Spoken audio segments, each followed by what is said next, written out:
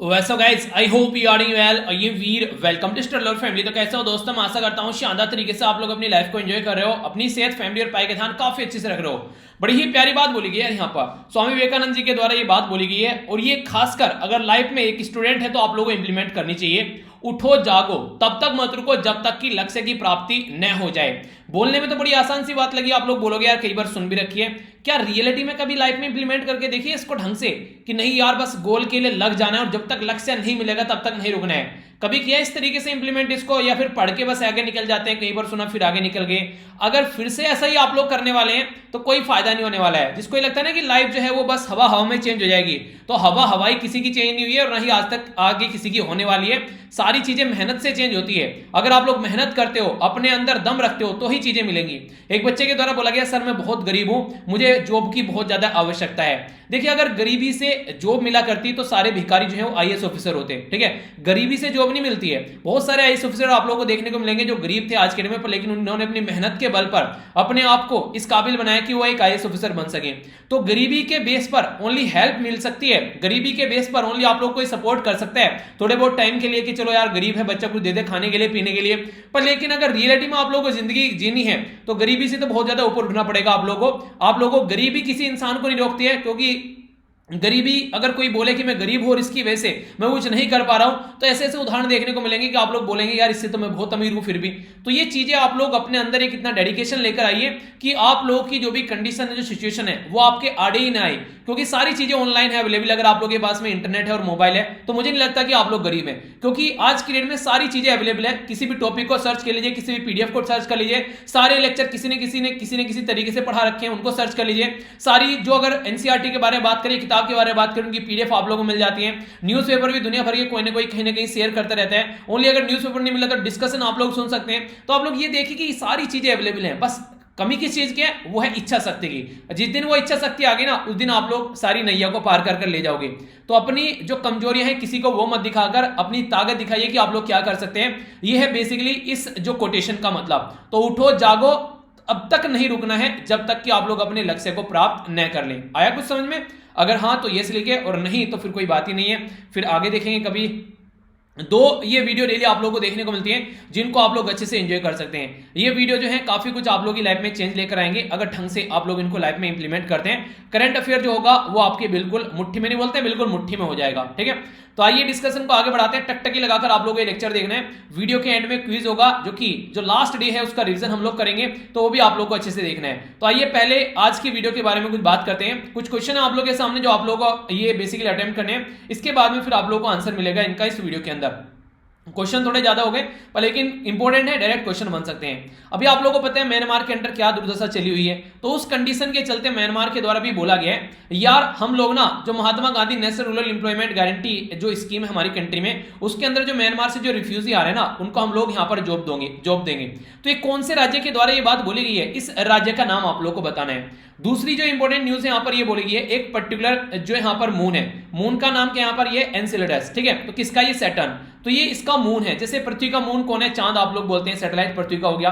तो नासा के साथ मिलकर एक पर्टिकुलर और स्पेस एजेंसी और प्लस जो इटली की स्पेस एजेंसी है, ये मिलकर यहाँ पर इसकी स्टडी करेंगे। तो इसके बारे में डिटेल में डिस्कस करूंगा, तो डायरेक्ट क्वेश्चन आप लोगों से पूछा जा सकता है, तो कोई कंफ्यूजन आप लोगों के माइंड में नहीं होना चाहिए। नेक्स्ट बात की जा रही है, ये है यहाँ पर भागोरिया। ये फेस्टिवल है यहाँ पर जो बेसिकली मध्य प्रदेश और एक और राज्य में सेलिब्रेट किया था हमारी कंट्री में। तो ये ट्राइबल जो लोग हैं वो सेलिब्रेट करते हैं। तो दूसरा राज्य कौन है, क्योंकि ये न्यूज में है, तो आप लोगों को कल्चर के पॉइंट ऑफ से कई बार मैच करने के लिए आते हैं अलग अलग राज्य के जो कल्चर फेस्टिवल है और इसी के साथ में उसके रिलेटेड कल्चर फेस्टिवल और राज्य का नाम, तो ये मैच करने के लिए आप लोगों से पूछ लिए जाते हैं। और अगर इन राज्य से आप लोग बिलोंग करते हैं तो इंटरव्यू का क्वेश्चन आप लोगों से बन जाएगा। फिर बोलोगे सर ये तो पढ़ाया था भाई साहब, आप लोगों ने ध्यान से सुना नहीं या फिर आप लोगों ने रिवीजन नहीं किया। तो क्वेश्चन कहां से आते हैं, तो भाई साहब यहां से आते हैं। थोड़ा सा भी अगर ध्यान रखोगे तो आप लोग टेंशन में नहीं आओगे, ठीक है।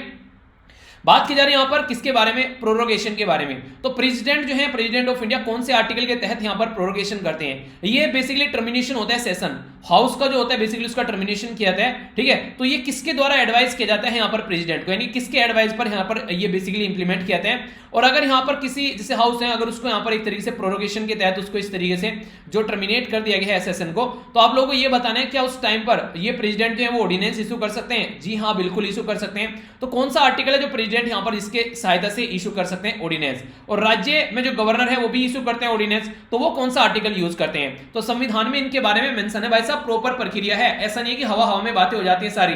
तो प्रॉपर हमारे संविधान के जो निर्माता थे ना उनको पता था कि आगे चलकर कुछ ऐसी घटनाएं घटने वाली है, तो इसलिए पहले से उन्होंने सब कुछ सेट कर करके यहां से, ठीक है।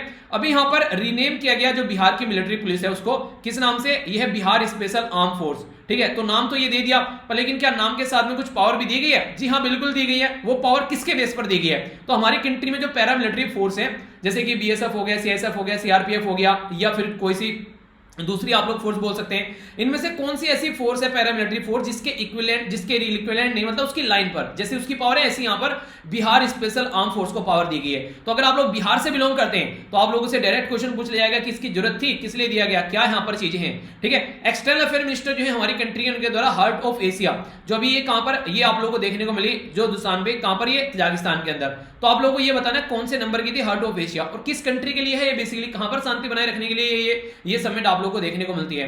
जो heart of Asia Istanbul procedure जो है ये आप लोगों को बताना है कि ये जो फाउंड किया गया था 2011 में, कौन सी कंट्री में इसको फाउंड किया गया था, ये आप लोगों को बताना है। चीफ जस्टिस ऑफ इंडिया जो कि हमारी कंट्री के एस.ए. बोबडे साहब हैं, इनके द्वारा क्या किया गया, इनके द्वारा बोला गया कि यूनिफॉर्म सिविल कोड अगर हमारी कंट्री में लाया जा सकता है तो एक राज्य के बेस पर लाया जा सकता है। वो राज्य कौन सा, इसका नाम आप लोगों को बताना है। अकेला इकलौता ऐसा राज्य है हमारी कंट्री में जहां पर यूनिफॉर्म सिविल कोड देखने को मिलता है। अब आप लोग बोलेंगे सर ये यूनिफॉर्म सिविल कोड क्या है? देखिए जैसे शादी विवाह के मैटर होते हैं ना, अगर आप लोग हिंदू है तो आप लोगों को अलग तरीके से शादी या फिर डाइवोर्स होगा, अगर मुस्लिम है तो अलग तरीके से, क्रिश्चियन है तो अलग तरीके से। पर लेकिन कंडीशन खराब कहां होती है, मान लीजिए हिंदू कोई लड़की थी उसने डाइवोर्स लिया, डाइवोर्स लेने के बाद में उसकी कंडीशन कैसी रहने वाली है, मतलब शादी के बाद में उसको किस तरीके से हेल्प मिलने वाली है, तो सारी चीजें हिंदू के हिसाब से होगी। मुस्लिम में क्या रहता है, उनकी जो मुस्लिम के लॉ में लिखी है उसके हिसाब से होगी। क्रिश्चियन में क्या रहता है, क्रिश्चियन के हिसाब से होगी। जबकि डाइवोर्स सबका हुआ है, चाहे हिंदू हो, चाहे मुस्लिम हो, चाहे इंग्लिश, चाहे यहाँ पर ये क्रिश्चियन हो, पर लेकिन सबको फैसिलिटी अलग अलग मिली है। तो ये तो गलत बात है यार, जब शादी में से कोई बाहर निकल रहे हैं तो फैसिलिटी तो अच्छी मिलनी चाहिए। पता चला एक को अच्छी मिल रही है, एक को गलत मिल रही है। तो यूनिफॉर्म सिविल कोड जो होगा शादी विवाह से जो मैटर होगा तो उनको ढंग से इंप्लीमेंट किया जाएगा, ठीक है। तो कौन सा आर्टिकल था हमारे संविधान में जिसके बारे में मेंशन किया गया कि हाँ एक यूनिफॉर्म सिविल कोड होना चाहिए। हमारे संविधान निर्माताओं के द्वारा भी इसके बारे में पैटर्न बनाने की कोशिश की गई थी, क्योंकि उनको पता था कि आगे चलकर ये सारी दिक्कतें होने वाली है। तो इसको बोलते हैं दूरदर्शी इंसान, जो इस तरीके से दूर की चीजें देख लेता है। तो सारी चीजें जानते थे, इसलिए सबके बारे में कोई ना कोई प्रोविजन यहाँ पर हमारे संविधान के अंदर करके गए। तो ये आप लोग बोल सकते हैं कि हम लोग बहुत खुशनसीब हैं। आइए पहले इसी के बारे में बात करते हैं ताकि आप लोग समझ पाए इसको ढंग से कि क्या क्या बातें हैं। तो बात की जा रही है यहाँ पर पॉलिटिक्स से रिलेटेड, ये न्यूज आप लोग की बन सकती है। यहां पर जो बात की जा रही है यूनिफॉर्म सिविल कोड के बारे में। यूनिफॉर्म सिविल कोड हमारी कंट्री में यानी कि सब जो है शादी विवाह के जो ऐसे मैटर हैं वो सिविल जो मैटर हैं वो यहां पर सबके लिए एक होने चाहिए, चाहे वो कोई किसी भी धर्म कम्युनिटी का इंसान क्यों ना हो। ये बात बोली गई हमारी कंट्री के जो चीफ जस्टिस ऑफ इंडिया है एस.ए. बोबडे साहब। एस.ए. बोबडे साहब कौन से नंबर के चीफ जस्टिस ऑफ इंडिया है? 47 चीफ जस्टिस ऑफ इंडिया है। 24 अप्रैल को अभी यहां पर नए चीफ जस्टिस ऑफ इंडिया होंगे, 48 चीफ जस्टिस ऑफ इंडिया होंगे। उनका नाम बताइए, जब तक वो बनेंगे तब तक तो आप लोगों को नाम भी याद करा दूंगा मैं, ठीक है। तो नाम बताइए, कई बार आप लोगों को बता चुका हूं। तो इनके द्वारा बोला गया कि जो गोवा है ना आज के डेट में हमारी कंट्री में, जो पहले पुर्तगाली यानी कि पुर्तगीज के कंट्रोल में हुआ करता था, वहां पर आज के डेट में यूनिफॉर्म सिविल कोड फॉलो किया जाता है। तो ये आज की डेट में हमारी कंट्री में जो भी जो समझदार इंसान है, पढ़े लिखे इंसान है, या फिर जो एकेडमिशियन है, उनको सबके इसके बारे में डिस्कस करना चाहिए। इंटेलेक्चुअल जो भी है, मतलब इनके बारे में डिबेट डिस्कशन करना चाहिए कि क्या ये चीजें हैं और हमारी कंट्री में कैसे इंप्लीमेंट की जा सकती है। तो सुप्रीम कोर्ट के हुआ बोला गया कि एक साइनिंग एग्जांपल है हमारे पास में यार ऑलरेडी कि ये इंसान जो है ये चीज को कर रहा है। आप लोग देखिए दुनिया भर के उदाहरण आप लोगों के पास में कि हाँ ये इंसान ने ये एग्जाम क्लियर कर दिया है। तो जब उसने कर दिया तो आपको लोग क्यों नहीं कर सकते? तो यूनिफॉर्म सिविल कोड जो है वो यही बात बोलता है, जब गोवा में इंप्लीमेंट कर दिया गया है तो आप लोग सब जगह मुझे इंप्लीमेंट क्यों नहीं कर सकते? जबकि हमारे संविधान निर्माताओं ने भी इसके बारे में बात की थी, वो भी जानते थे कि यार जरूरी है। और भीमराव अंबेडकर जी और इसी के साथ में जो जवाहरलाल नेहरू जी उनके बीच में तो काफी रस्साकसी रही इस चीज को लेकर कि कैसे इंप्लीमेंट किया जाए। तो ये आर्टिकल 44 जो है हमारी कंट्री में, देखिए आर्टिकल अगर 12 से लेकर 35 तक आप लोग बात करते हैं तो किसके अंडर आता है? पार्ट 3 के अंदर आते हैं। इसको क्या बोलते हैं आप लोग? फंडामेंटल राइट बोलते हैं। पर लेकिन पार्ट 4 के अंदर जब आप लोग जाएंगे तो यहाँ पर 12 से 35 तक यहाँ पर हो गया, तो 36 से लेकर 51 तक का जो आते हैं वो किसके अंदर आते हैं? वो आते हैं डीपीएसपी के अंदर, जिसको directive principle of state policy आप लोग बोलते हैं। तो यहाँ पर जो आते हैं ये आते हैं आप लोग आर्टिकल 44, इसके अंदर आप लोग का आएगा डीपीएसपी के अंदर। तो इसको आप लोग बोलेंगे अब तक इंप्लीमेंट क्यों नहीं किया गया? देखिए डीपीएसपी जो है ना वो जुडिशियल नहीं है नेचर में। जैसे फंडामेंटल राइट अगर आप लोगों को हनन हो रहा है तो कोर्ट में आप लोग जा सकते हैं, पर लेकिन डीपीएसपी का अगर हनन हो रहा है तो आप लोग कोर्ट में नहीं जा सकते। तो ये एक इंपॉर्टेंट बात याद रखेगा। इसी के साथ में एक और चीज होती है जिसको आप लोग बोलते हैं फंडामेंटल ड्यूटी, ठीक है, तो ये भी आप लोग याद रखेगा। तो आर्टिकल 51A में ये बेसिकली ऐड की गई थी 42nd कॉन्स्टिट्यूशन अमेंडमेंट के द्वारा, ये 1976 में। इनको भी जुडिशियल नेचर में नहीं है। यहां पर ये भी नहीं कि आप लोग ये फोर्स कर सकते हैं कि तुमको ये ड्यूटी फॉलो करनी है। तो जुडिशियल नेचर में ओनली क्या है, वो है फंडामेंटल राइट, ना डीपीएसपी और ना ही फंडामेंटल ड्यूटी। तो ये एक इंपॉर्टेंट बात आप लोग याद रखेगा। तो यूनिफॉर्म सिविल कोड यहां पर जो है इसको इंप्लीमेंट करने की बात की जा रही है एंटायर कंट्री के अंदर, ताकि शादी कैसे करनी है, डाइवोर्स कैसे लेना है, प्रॉपर्टी को कैसे इनहेरिट करना है, किसी को अडॉप्ट करना है, गोद लेना है किसी को तो वो कैसे लेना है। तो ये जो पर्सनल मैटर है इनको ढंग से हम लोग गाइड कर चल पाएंगे। तो ये चीजें अगर सुलझ जाती हैं तो कई सारे केस ऐसे हैं जो कोर्ट के अंदर पड़े रहते हैं, उनका सुलझारा हम लोग कर पाएंगे, फिर उनका निपटारा हम लोग कर पाएंगे। ठीक है, समझते हैं कुछ और बातें।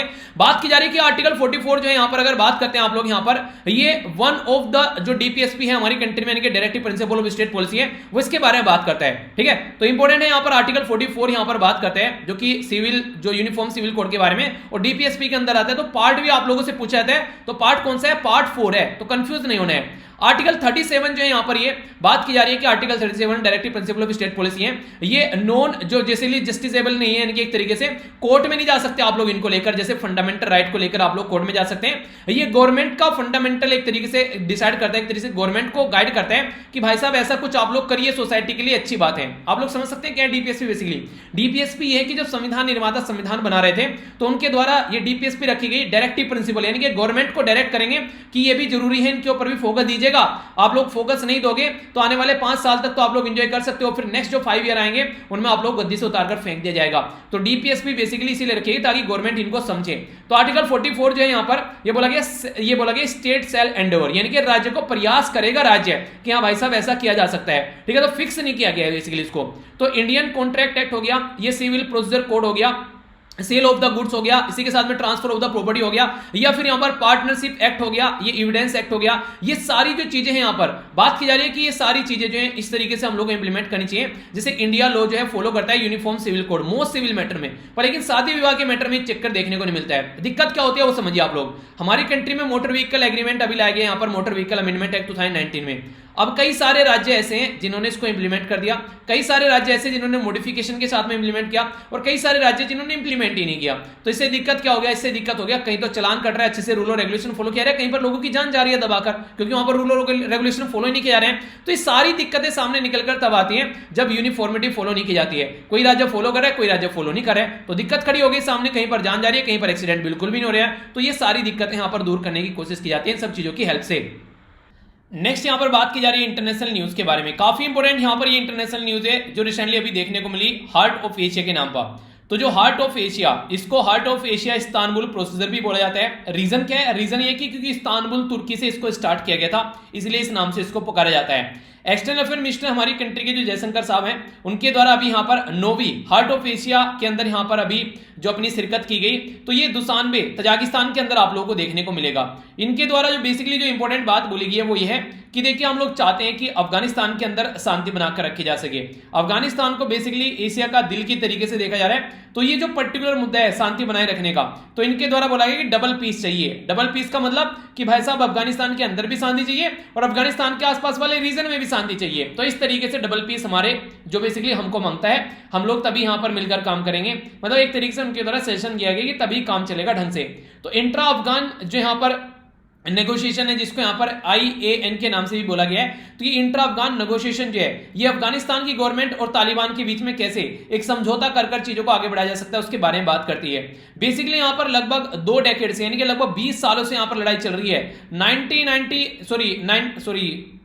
2001 में यहां पर यूएसए के द्वारा एंट्री की गई थी, और तब से लेकर यहां पर अगर बात करें 2021 में हम लोग खड़े हैं, तो लगभग 20 साल आप लोग बोल सकते हैं यहां पर कंप्लीट हो चुके हैं जब से ये कंडीशन यहां पर देखने को मिली। तो 2 डेकेड यानी कि 2 दशक यानी कि 20 साल कंप्लीट होने के बाद भी बहुत सारे लोगों की जान जा चुकी है। यहां पर दुनिया भर के लोग जो है छोड़कर इधर उधर कंट्री में जा रहे हैं। इवन हमारी कंट्री बहुत सारे अफगानी आप लोगों को देखने को मिल जाएंगे।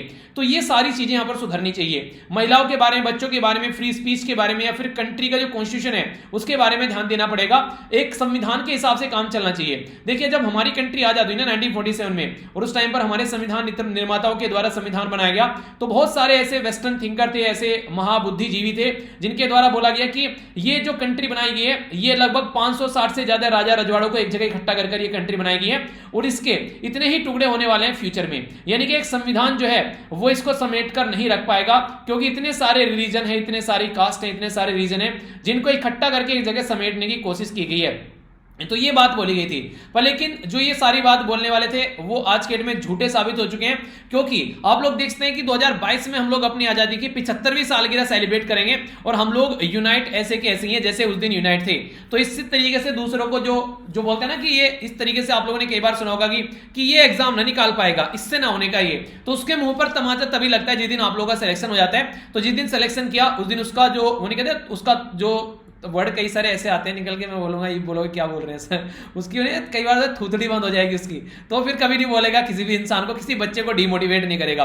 तो इंट्रा अफगान जो नेगोशिएशन है यहाँ पर ये, तो इसके बारे में बात की जा रही है कि डेट और जो भी यहाँ पर एक तरीके से प्रॉपर जो सिस्टम है परमानेंट एक कॉम्प्रिहेंसिव सीज फायर होना चाहिए। ऐसा नहीं है कि जैसे यूएसए बोला है कि अफगानिस्तान से हमारे साथ में बात कर लो भले ही तुम लोगों को मारते रहो, तो सीज फायर किया नहीं, लोगों को मारते रहे, तो फ्यूचर पॉलिटिकल मैप क्या होना चाहिए, ठीक है, कोई इस तरीके से डेट या फिर मॉडलिटीज क्या होनी चाहिए, परमानेंट क्या सिस्टम यहाँ पर होना चाहिए, क्या जाने के बाद में अफगानिस्तान में तालिबान यहां पर उल्टी सीधी हरकतें तो नहीं करेगा। तो वो सारी बातें यहां पर ध्यान में रखकर चीजों को आगे बढ़ाने की बात की जा रही है।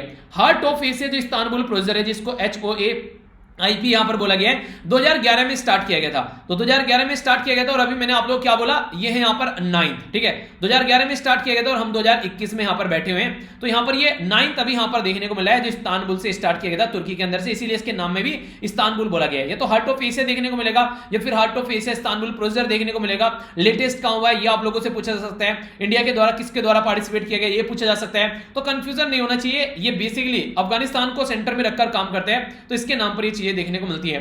तो रिकॉग्नाइज करना है, सिक्योर करना है कि स्टेबल अफगानिस्तान होना चाहिए, ये बात बेसिकली बोली गई है। देखिए चैलेंज है, कई सारे लोगों के इंटरेस्ट भी है यहाँ पर, नेबर और रीजनल पार्टनर भी आप लोगों को यहाँ पर देखने को मिलेंगे। तो इंडिया भी एक पार्टिसिपेटिंग कंट्री यहाँ पर सामने निकल कर आ रही है। अब तक का अगर इंडिया की आप लोग हिस्ट्री उठाकर देखोगे तो हमको तालिबान का थोपड़ा जो है वो कभी पसंद नहीं आया, ठीक है, पर लेकिन अब कंडीशन ऐसी बन चुकी है कि हमको पसंद करना पड़ेगा, क्योंकि यूरोपियन कंट्री तालिबान को एक्सेप्ट कर रही है, यूएसए तालिबान को एक्सेप्ट कर रहे हैं, चाइना तालिबान को एक्सेप्ट कर रहा है, रसिया तो इसकी समिट भी अपने यहाँ पर ऑर्गेनाइज करा रहे हैं। तो इस टाइम पर ज्यादा आइडियोलॉजिकल कंडीशन में अगर बने रहे तो हम जो है यहाँ पर अपना जो बेसिकली फायदा चाहते हैं यहाँ पर अफगानिस्तान के अंदर, वो फायदा हम लोगों को नहीं मिल पाएगा। अफगानिस्तान के अंदर अगर शांति नहीं रहेगी तो आने वाले टाइम में हमारी कंट्री को भी इसके कई सारे खामियाजे भुगतने पड़ सकते हैं। खासकर उधर शांति नहीं रहेगी तो आप लोगों को पता है ईरान ऑलरेडी चाइना की गोद में जाकर बैठ रहा है, तो वहां से हमारे कई सारे इन्वेस्टमेंट जो होते हैं, खासकर सेंट्रल एशिया के साथ में हम लोग आगे बढ़ने की भी कोशिश कर रहे थे वहां पर। तो बहुत सारे मुद्दे आज के डेट में देखने को मिल रहे हैं। तो ये सारा आप लोगों के माइंड में क्लैरिटी अगर रहेगी तो फिर आप लोग चीजों को अच्छे से एंजॉय कर पाएंगे, ठीक है। आगे चलते हैं, इकोनॉमी के बारे में बात की जा रही है, ये भी काफी एक प्यारी न्यूज आप लोग बोल सकते हैं। बात की जा रही है यहाँ पर क्रिप्टो करेंसी के बारे में, तो समझते हैं क्या क्या न्यूज है और क्या बात की जा रही है। बेसिकली हमारी कंट्री में जो कॉर्पोरेट अफेयर मिनिस्ट्री है उसके द्वारा अनाउंस किया गया है कि बेसिकली जो कंपनी है उनको डिस्क्लोज करना पड़ेगा कि वो कौन कौन क्रिप्टो करेंसी यूज कर रही है। देखिए पहले बार्टर सिस्टम था, गाय अदला बदली कर कर वो हम लोग काम चला देते, गाय को करेंसी की तरीके से यूज किया गया। उसके बाद में बार्टर सिस्टम आप लोगों को देखने को मिला।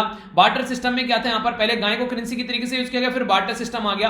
बार्टर सिस्टम में कि तुम्हारे पास में ये सामान है, मेरे पास में ये है, एक्सचेंज कर लेते हैं, ठीक है, तो बार्टर सिस्टम हो गया। बोले था मैंने जैसे आप लोगों को सब्जी बनानी है, उसके पास में आलू है, आपके पास में टमाटर है, तो चलो आलू टमाटर बना लेते हैं। तो इस तरीके से बेसिकली ये सिस्टम फॉलो किया जाता था। फिर आगे चलकर सिक्के आ गए, कहीं सोने के सिक्के आए, कहीं मेटल के सिक्के आने लगे, फिर उनको यूज किया गया।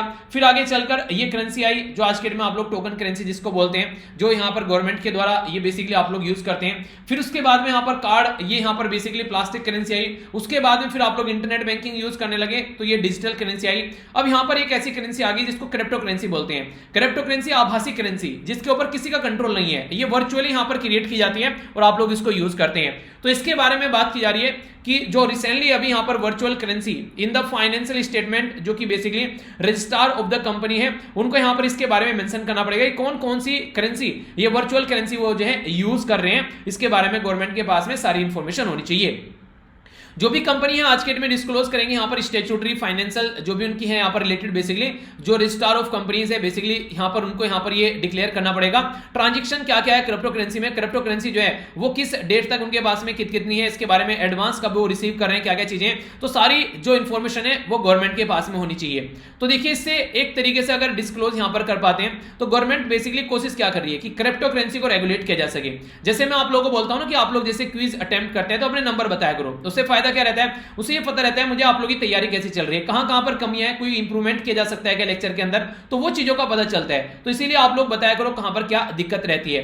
तो यहां पर बेसिकली जो बैन करना कोई तरीका नहीं है, ठीक है, एक तो हुआ कि बैन कर दी क्रिप्टो करेंसी, एक है कि उसको रेगुलेट कर रहे हैं, क्योंकि बैन करने के बाद भी अंडर द टेबल चलती रहेगी। आप लोग किस किस को जाकर चेक करोगे कौन कौन यूज कर रहे हैं, पर लेकिन अगर आप लोग इसको अलाउ करोगे और रेगुलेट करोगे कि ये टर्म एंड कंडीशन है तो ज्यादा बेटर रहेगा। अगर आप लोग रेगुलेशन के हिसाब से कोई काम नहीं कर रहा है तो उसके ऊपर इतना बड़ा फाइन लगाइए कि उसकी कमर टूट जाए, तो फिर दिक्कत नहीं होगी। तो इंसान जो है पता चला कि अगर तुमने अपना टैक्स जो है वो टैक्स था 200 रुपए, अगर ये 200 रुपए का टैक्स नहीं भरा तो तुम्हारे ऊपर 20,000 रुपए का फाइन लगेगा। तो 200 रुपए तो क्या हो, 200 रुपए के ऊपर और 100 रुपए धर का टैक्स देकर आएगा। तो इस तरीके से यानी कि जो टैक्स है वो सस्ता है पर लेकिन फाइन इतना टाइट लगा दो कि एक तरीके से पतलून ढीली हो जाए। तो वो कंडीशन आप लोगों को यहां पर करनी पड़ेगी कोई भी चीज अगर फॉलो करनी है तो। क्रिप्टो करेंसी एंड जो regulation of official digital currency 2021 के बारे में बात की जा रही है, हमारी कंट्री में एक बिल लाया जा रहा है इसको ढंग से रेगुलेट करने के लिए ताकि प्रोहिबिट किया जा सके ऑल प्राइवेट जो क्रिप्टो करेंसी है। कई सारी ऐसी करेंसी जिसके बारे में पता ही नहीं है चल रही है मार्केट के अंदर, उनको ढंग से लीगलाइज किया जा सके फ्रेमवर्क, ताकि ऑफिशियल डिजिटल करेंसी भी देखने को मिले, ताकि कल को कोई दिक्कत होती है कहीं जाकर बोल तो पाओगे यार ये दिक्कत होगी यहाँ पर, इसको कैसे लेकर चलना है, तो वो बातें होनी चाहिए। यूनियन फाइनेंस जो मिस्टर निर्मला सीतारमण के द्वारा बोला गया कि देखिए केयरफुली यहां पर एक तरीके चीजों को एडजस्ट करने की कोशिश की जा रही है। हम लोग अप्रोच लेकर चल रहे हैं एक सही तरीके की, यहां पर क्रिप्टो करेंसी को लेकर हम लोग इसको बैन नहीं कर रहे, इसको रेगुलेट करने की कोशिश कर रहे हैं, ठीक है। और ऐसा नहीं है कि जो हम लोग यहां पर अभी ये बिल लेकर आएंगे रूल और रेगुलेशन बना देंगे फिक्स हो जाएगा। देखिए हम भी एक लर्निंग प्रोसेसर में, क्योंकि नई चीज आई है तो हम भी समझ रहे हैं आप भी समझ रहे हो, चीजों को देखते हैं किस तरीके से हम लोग ढंग से इंप्लीमेंट कर सकते हैं। तो एक बैलेंस अप्रोच लेकर चलने की बात की जा रही है ढंग से, ऐसा नहीं कि कुछ भी देखने को मिलेगा, ठीक है। तो वो ये हैं जो कुछ आप लोग याद रख सकते हैं। तो इंपॉर्टेंट न्यूज है यहां पर, ये बेसिकली जो अभी रिसेंटली कई बार न्यूज में भी देखने को मिला, तो हल्का सा आइडिया रखेगा। स्टेट गवर्नमेंट के बारे में यहां पर ये न्यूज है। स्टेट गवर्नमेंट कौन सी है, ये है बिहार के बारे में, तो बिहार वासियों के लिए इंपॉर्टेंट न्यूज हो सकती है। वैसे सेंट्रल लेवल पर भी यहां पर ये न्यूज पूछी जा सकती है, क्योंकि कुछ ऐसी बातें हैं यहां पर पूछा जाएगा जिससे रिलेटेड वो बात करता हूं अभी आप लोगों से। बिहार स्पेशल आर्म जो बेसिकली आर्म पुलिस है उसके बारे में बात की जा रही है। अपोजिशन पार्टी के द्वारा अभी क्रिटिसाइज किया गया कि यहां पर अभी 26 जो मार्च है उसको प्रोटेस्ट किया गया यहां पर, जब यहां पर ये पास किया गया बिहार स्पेशल असेंबली ये पुलिस बिल 2021। तो इसके चलते क्या क्या न्यूज देखने को मिल रही है समझते हैं। बिल का एम क्या है कि बिहार की जो मिलिट्री पुलिस है, ठीक है, तो उसका नाम चेंज किया जा रहा है पहले तो, ठीक है। तो बिहार की जो पुलिस है उसका नाम चेंज किया जा रहा है, उसके बारे में बात करूंगा। जो बेसिकली डोमेन जो यहाँ पर मल्टी डोमेन एक्सपर्टीज जो है उसको हैंडल करने की कोशिश की जा रही है, उस तरीके से इसको बनाया जाने की कोशिश की जा रही है। जैसे आप लोग सीएसएफ देखते हैं ना, उसके बारे में भी आप लोग को आगे देखने को मिलेगा नेक्स्ट स्लाइड में। एट प्रेजेंट जो है इसको बिहार मिलिट्री पुलिस के नाम से आप लोग जानते हैं, ठीक है। तो यहाँ पर ये बेसिकली काम कहां पर करती है, जैसे अगर बात करें यहाँ पर महाबोधि टेम्पल गया हो गया, ठीक है, दरभंगा एयरपोर्ट हो गया, या इंडस्ट्रियल जो यहाँ पर कमर्शियल एस्टेब्लिशमेंट है उनकी यहाँ पर ये आप लोगों को रक्षा करते हुए नजर आते हैं। तो जो नया बिल है यहाँ पर ये पहले तो बिहार मिलिट्री पुलिस का नाम चेंज कर यहाँ पर ये बिहार स्पेशल आर्म पुलिस बता रहे हैं इसको। आर्म पुलिस मतलब जैसे सेंट्रल इंडस्ट्रियल सिक्योरिटी फोर्स ना सीएसएफ होता है, उसी के पैटर्न पर, क्योंकि ये भी यहाँ पर इंडस्ट्री को यहाँ पर प्रोटेक्ट करती है, ये भी करेंगे, तो उसी के पैटर्न पर इसको आगे लेकर चलने की कोशिश की जा रही है। तो ये इसके नाम पर इसका नाम रखा जा रहा है, पहले तो ये याद रखेगा। दूसरा बोला जा रहा है कि बेटर तरीके से जो कमर्शियल और जो इंडस्ट्रियल एसेट्स हैं, कई बार कोई दंगे फसाद हो गए तो बर्बाद कर दिया जाता है, कई सारी कंपनी में आग लगा दी जाती है, तो वो हरकतें न देखने को मिले तो उसके ऊपर फोकस किया जा रहा है। तो ये एक तरीके से maintenance of the public order की बात की जा रही है, ताकि कहीं भी कोई दिक्कत देखने को मिले तुरंत डंडा लेकर पहुंच जाओ और फिर यहां पर डंडा बजाओ, ओके। कोई एक्सट्रीमिज्म देखने को मिल रहा है किसी पर्टिकुलर कम्युनिटी के खिलाफ, कोई दिक्कत निकल कर आ रही है, बेटर प्रोटेक्शन यहां पर प्रोवाइड कराई जाएगी। इसी के साथ में स्पेशल एस्टेब्लिशमेंट रहेगा, अगर कोई भी ऐसा जो यहां पर ये रिकमेंड किया जाता है जो स्टेट गवर्नमेंट के द्वारा, कोई भी यहां पर अदर ड्यूटी जो भी यहां पर स्टेट गवर्नमेंट के द्वारा रिकमेंड की जाती है। तो कहने का मतलब ये कि शांति बनाए रखने की बिहार के अंदर चीजों को स्टेब्लिश करने की कोशिश यहां पर की जा रही है। तो स्पेशल आर्म फोर्स जो है यहां पर ये कैरी करेगा कई सारी स्पेशल पावर भी, ठीक है। सर्च कर सकते हैं बिना वारंट के, वारंट की जरूरत नहीं पड़ेगी, तुरंत अरेस्ट कर सकते हैं इंसान को, ठीक है।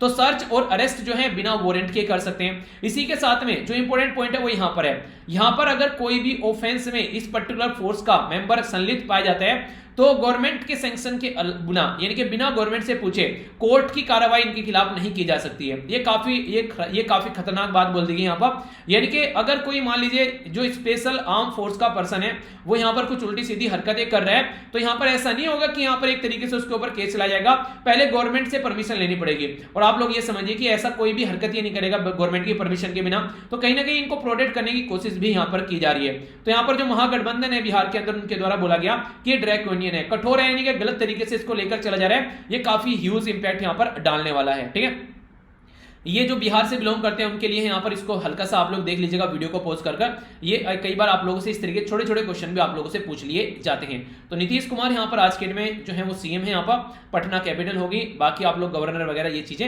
ये बेसिक इन्फॉर्मेशन है। कम से कम अगर बिहार वासी आप लोग हैं तो हल्का सा आइडिया इसके बारे में रखेगा। ठीक है, आगे चलते हैं नेक्स्ट न्यूज की ओर। ये जो न्यूज निकल कर आ रही है, ये निकल कर आ रही है यहाँ पर इंटरनेशनल न्यूज। इंटरनेशनल न्यूज किसके बारे में? हांगकांग और चाइना के बारे में। आप लोगों ने देखा कब कोई इंसान बदतमीजी की हरकतें पार करता है तो उसकी बदतमीजी जो है वो कोई रोके ना तो वो किस हद तक यहाँ पर जा सकता है। ये हरकतें आप लोगों को चाइना की देखने को मिलेगी हांगकांग को लेकर। आखिर क्या क्या हरकतें की जा रही है चाइना के द्वारा? अभी यहाँ पर एक पर्टिकुलर एक यहाँ पर बेसिकली एक लेजिस्लेचर की बात की जा रही है, जिसके चलते यहाँ पर ये हांगकांग का जो इलेक्ट्रोल सिस्टम है उसको अपने कंट्रोल में लेने की कोशिश की जा रही है।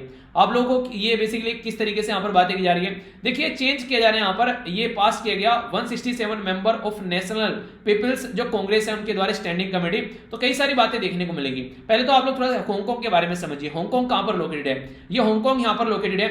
1997 में हांगकांग जो था ये ब्रिटिश यानी कि यूके के अंडर में हुआ करता था। यूके वाले बोले यार बहुत दूर हो गया, बहुत कुछ हम लोग ने संभाल लिया, अब हम लोग इसको सौंप देते हैं चाइना को। चाइना ने बोला बहुत प्यारी बात है, हमको तो चाहिए ऐसे छोटे छोटे से बच्चे जिनको हम लोग देख रेख कर सके। तो चाइना को बोला गया कि ठीक है आप लोग इसको फॉलो करो। कंट्री तो एक ही होगी, चाइना हांगकांग एक ही कंट्री बोला जाएगा, पर लेकिन सिस्टम दो होंगे। कौन से सिस्टम? चाइना के अंदर तो डेमोक्रेसी नहीं है, एक ही पार्टी है, वो यहाँ पर वो एक तरीके से लुंगी डांस करती रहती है और कोई पार्टी नहीं यहाँ पर पॉलिटिकल पार्टी, उसी के 4-5 मेंबर रख दिए सामने निकालकर, बोले कि चुन लो कौन से को चुनना है। अरे बोल तो ऐसे रहे हो सारे अलग अलग है, एक ही पॉलिटिकल पार्टी के सारों की एक ही हरकतें होगी।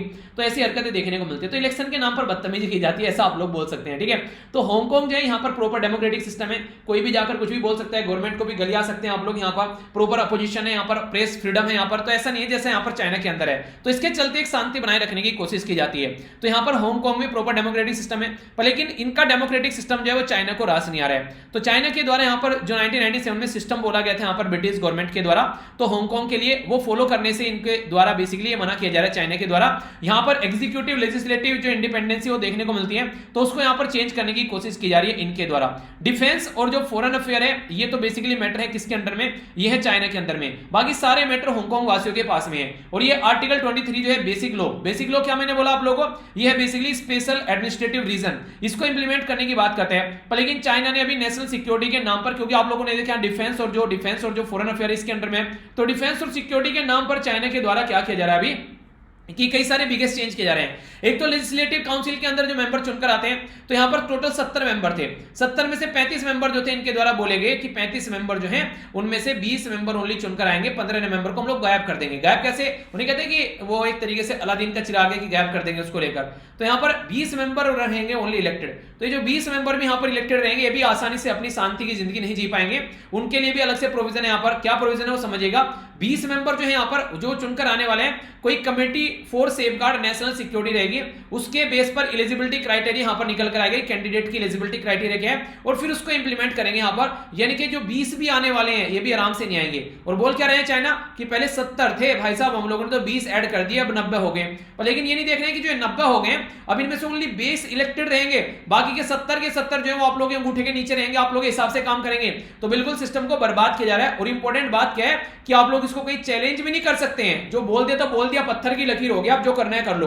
तो यहां पर जो इलेक्शन कमेटी है बेसिकली बोला जा रहा है कि जो कैंडिडेट है फॉर द इलेक्शन कमेटी और द जो चीफ एग्जीक्यूटिव जो मीट रहेंगे यहाँ पर रिक्वायरमेंट, तो फाइंडिंग देखेंगे क्या क्या रिक्वायरमेंट है। तो डिस्ट्रिक्ट जो काउंसलर है या फिर डायरेक्टली जो इलेक्टेड जो लोग हैं यहाँ पर, ये no longer to have a place, यानी कि देखिए ये 20 जो है इनको ऐसे खत्म किया जा रहा है ताकि हांगकांग के बारे में कितना भी ये सोचते हो, पर लेकिन यहाँ पर ये कुछ फायदा नहीं उठा पाएंगे। सारा कंट्रोल जो है वो चाइना के हाथ में आ जाएगा। तो एक तरीके से ऑटोनॉमी जो है वो खत्म की जा रही है यहाँ पर नेशनल सिक्योरिटी लॉ के नाम पर, ताकि इसको कंट्रोल में किया जा सके। नेशनल सिक्योरिटी लॉ जो है ड्राफ्ट किया जा रहा है ताकि जो स्पेशल एडमिनिस्ट्रेटिव जो रीजन वाला इसका फंडा था उसको अपने कंट्रोल में लिया जा सके। तो ये कई सारे मुद्दे यहां पर सामने निकल कर आ रहे हैं। तो देखने वाली बात ये होगी कैसे यहां पर शांति रह पाती है और कैसे सिचुएशन बनती है। पूरा मुद्दा आप लोगों के सामने, कोई कंफ्यूजन नहीं होना चाहिए। आइए बात करते हैं यहां पर नेशनल न्यूज के बारे में, क्या क्या बातें की जा रही है, काफी इंपॉर्टेंट है, कई सारी बातें आप लोगों को जानने को मिलेगी। अभी बेसिकली हमारी कंट्री में जो प्रेसिडेंट रामनाथ कोविंद साहब हैं उनके द्वारा जो फिक्स सेशन था 17th लोकसभा का, वो यहां पर जो 29 जनवरी से स्टार्ट हुआ था उसको अभी यहां पर प्रोरोग किया गया। तो इसी के बारे में बात की जा रही है। देखिए बेसिकली हमारी कंट्री में इलेक्शन चल रहे हैं, कई सारे एरिया में 5 असेंबली के इलेक्शन है। तो इसके चलते अलग अलग लेवल पर बिजी हैं हमारे जो मेंबर ऑफ पार्लियामेंट है, स्टेट के जो लेजिस्लेचर है वो सारे। तो यहाँ पर जो मेंबर ऑफ पार्लियामेंट है उनके लिए जो सेशन थे यहाँ पर, उसकी वजह से यहाँ पर ये अभी इसको प्रोरोग किया गया।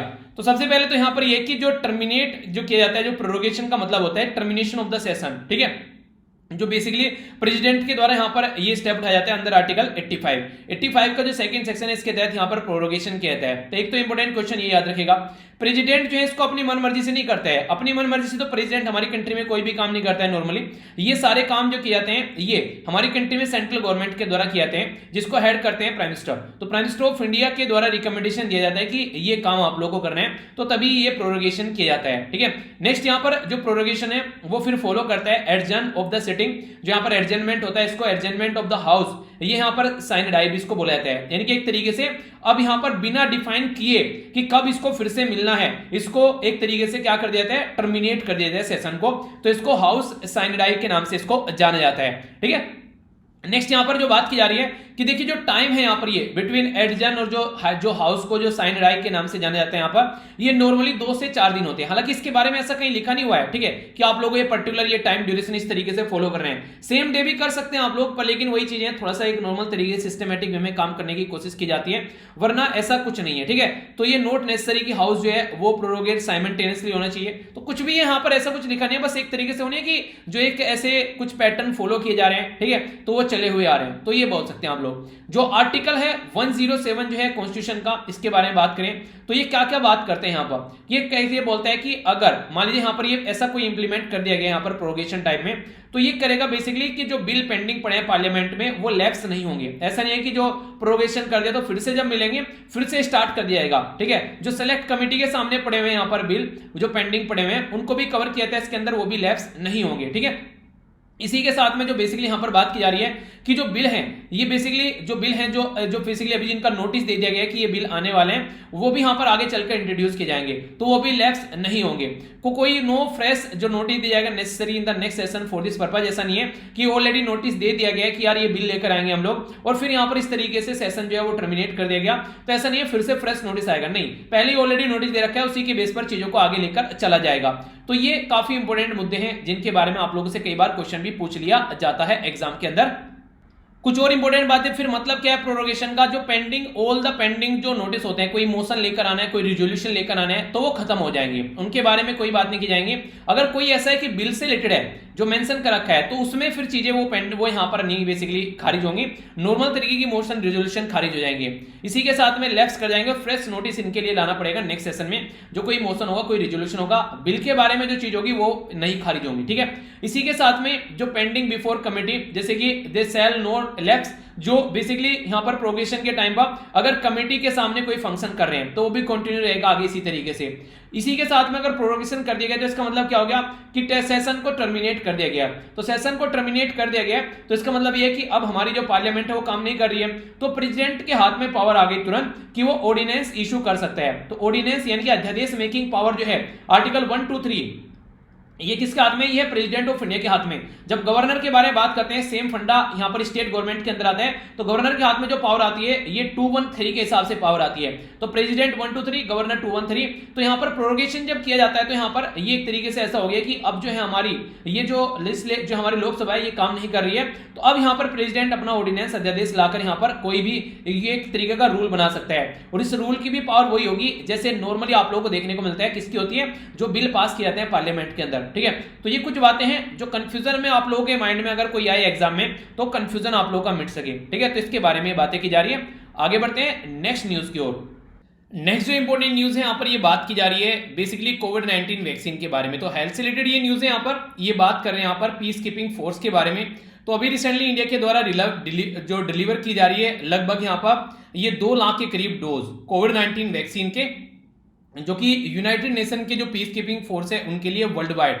तो इससे क्या होगा, ये शिपमेंट की जाएगी, जिससे रहेगा जो लोग हैं उनको प्रॉपर वे में यहाँ पर ये दवाई मिल सकेगी। ठीक है, पीस कीपिंग जो फोर्स है ना, ये ऑल ओवर वर्ल्ड में शांति बनाए रखने का काम करती है और यूनाइटेड नेशन के अंडर होती है। खुद की यूनाइटेड नेशन की कोई फोर्स नहीं है, अलग अलग कंट्री में से यहाँ पर लोग जाते हैं, इसके अंदर काम करते हैं। इवन हमारी कंट्री के भी बहुत सारे लोग आप लोगों को देखने को मिलेंगे जो पीस कीपिंग फोर्स में काम करते हैं। तो ये पैटर्न आप लोग याद रखिएगा। तो इसी तरीका ये पैटर्न यहाँ पर देखने को मिल रहा है, जिससे पीस कीपिंग फोर्स जो है वो यहां पर सामने निकल कर आ रही है। तो यहां पर ये बेसिकली जो बनाई गई थी 1945 में इसको बनाया गया था। ये ऑल ओवर वर्ल्ड में, अफ्रीका हो गया और भी कई सारे एरिया जहां पर लगता है कि कोई दिक्कत है, तो अलग अलग ऑपरेशन इनके द्वारा चलाए जाते हैं कई बार। तो इसके बारे में याद रखिएगा, यूनाइटेड नेशन के अंडर यहां पर ये काम करते हैं और हमारी कंट्री के भी बहुत सारे लोग आप लोगों को यहां पर नजर आएंगे जो कि पीस कीपिंग में काम करते हैं। ठीक है, तो इसके बारे में बेसिक जहां जहां पर भी लोग उनके लिए दवाई प्रोवाइड कराई जाएगी।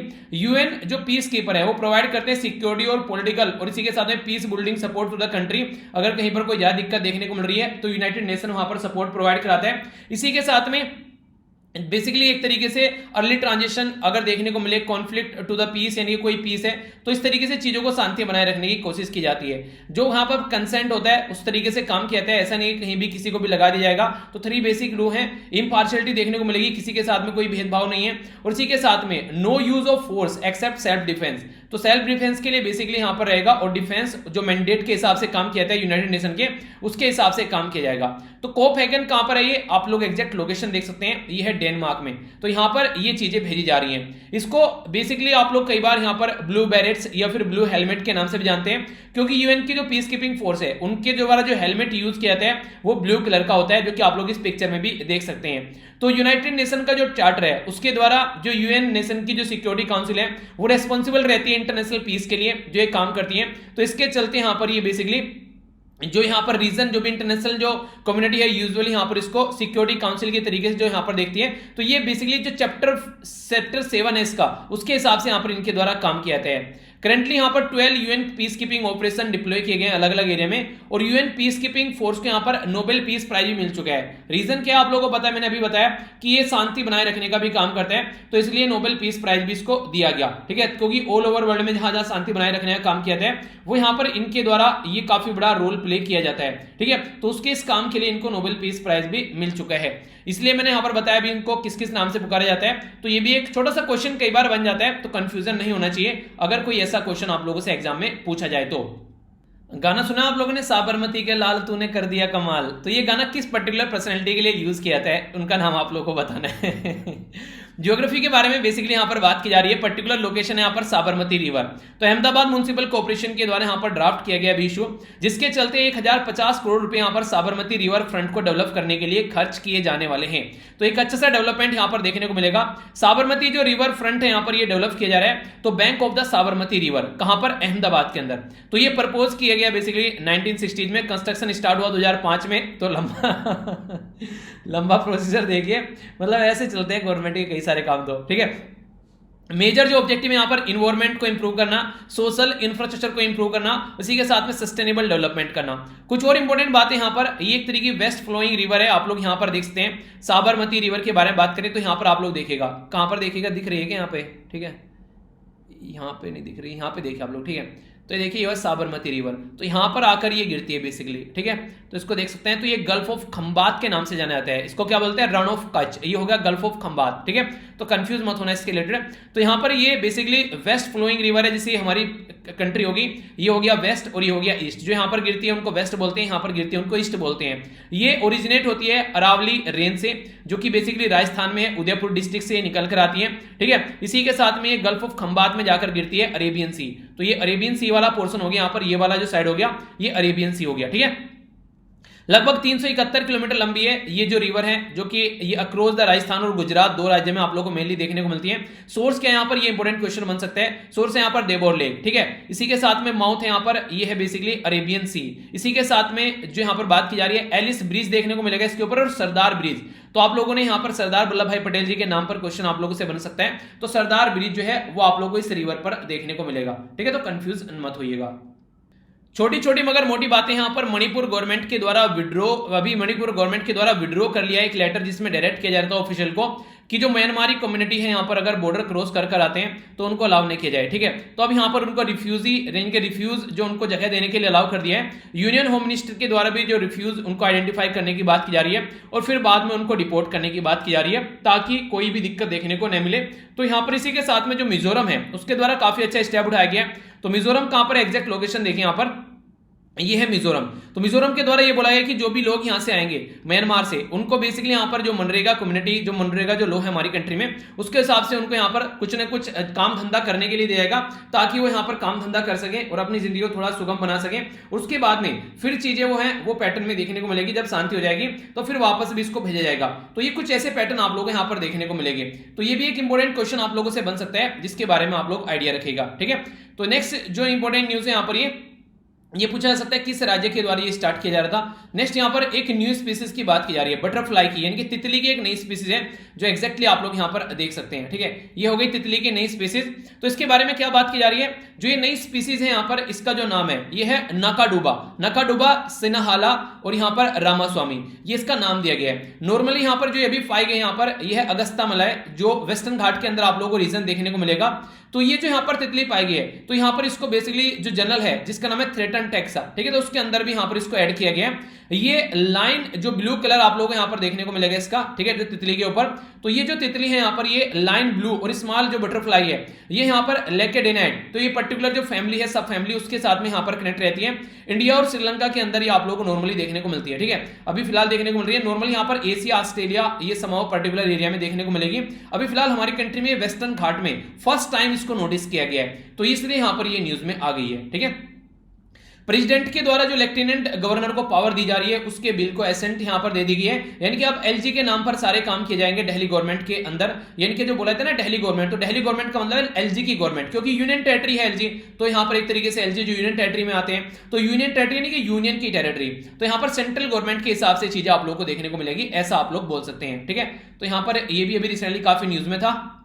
नेक्स्ट जो शॉर्ट न्यूज है यहाँ पर किसके बारे में बात की जा रही है, ये बात की जा रही है जो सैटर्न उसके मून के बारे में जिसका नाम है एनसेलेडस। ठीक है, तो ये एनसेलेडस जो है यहाँ पर इसके लिए जो काम किया जा रहा है, तो यहाँ पर कौन कौन सी एजेंसी यहाँ पर काम कर रही है इसके बारे में, या फिर जो सैटर्न है उसके जो बेसिकली एरिया के बारे में, तो इसके बारे में याद रखिएगा। पहले आप लोग लोकेशन देख लीजिए, तो ये देखिए यहाँ पर पहुंचने की बात की जा रही है, अर्थ से हम लोग यहाँ पर मार्स पे पहुंच गए, मार्स से अब यहाँ पर बात की जा रही है, तो हमारा जो सोलर सिस्टम है उसको हम लोग एक तरीके से और ज्यादा अच्छे से जानने की कोशिश कर रहे हैं। ठीक है, तो इस पर्टिकुलर एरिया के बारे में बात की जा रही है। तो इसका जो मून है जिसका नाम है एनसेलेडस, तो पूछा जा सकता है क्वेश्चन कि किसका मून है यहाँ, तो सैटर्न का मून है। जैसे पृथ्वी का क्या है यहाँ पर चांद बोलते हैं ना, तो पृथ्वी का मून है, तो इस तरीके से आप लोग यहाँ पर ये देखने को मिलेगा।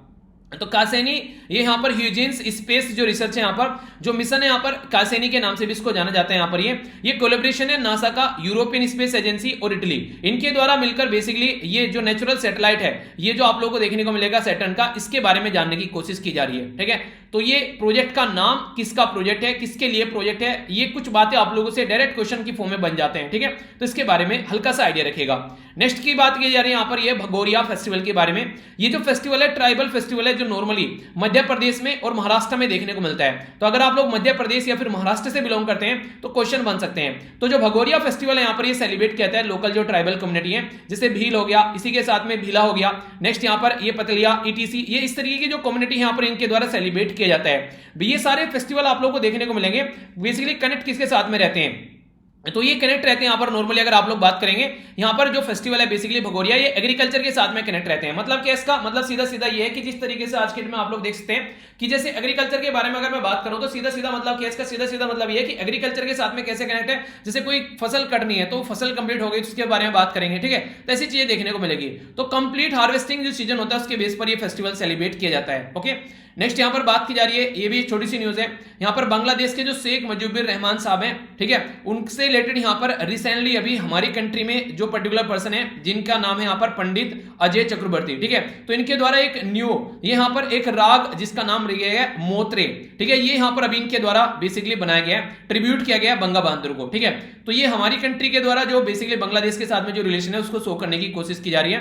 तो यहाँ पर जो बंगा बंधु शेख मुजीबुर रहमान है इनके लिए यहाँ पर मैत्री करके यहाँ पर जैसे इंडिया का फ्रेंड बांग्लादेश आप लोग बोल सकते हैं, तो मैत्री जैसे मित्रता, तो उसके ऊपर फोकस दिया जा रहा है। तो ये संस्कृत, हिंदी और बंगाली लैंग्वेज में आप लोगों को देखने को मिलेगा। ठीक है, तो ये आप लोग यहाँ पर देखते हैं, बेसिकली यहाँ पर इनके द्वारा ये गाना है, ये राग है और इनके लिए है यहाँ पर ये। ठीक है, तो ये दोनों पर्सनैलिटी है यहाँ पर। और बाकी जो मैंने अभी यहाँ पर ये भाग जो यहाँ पर बेसिकली भगोरिया ये फेस्टिवल के बारे में बात की, तो ये फेस्टिवल यहाँ पर सेलिब्रेट किया जाता है। ठीक है, तो इसके बारे में बेसिक इन्फॉर्मेशन होगी। तो कई बार आप लोगों से ऐसे क्वेश्चन बन जाते हैं, तो माइंड में कोई कंफ्यूजन नहीं होना चाहिए, चीजें क्लियर होनी चाहिए। ठीक है, तो ये था टोटल आज का डिस्कशन। मैं आशा करता हूं आप लोगों ने इसको अच्छे से एंजॉय किया होगा। तो देख लेते हैं क्या क्या डिस्कस किया। तो 4 तो हम लोगों ने, 3 तो इसमें और इसी के साथ में 3, 6 तो हम लोगों ने शॉर्ट न्यूज देखी।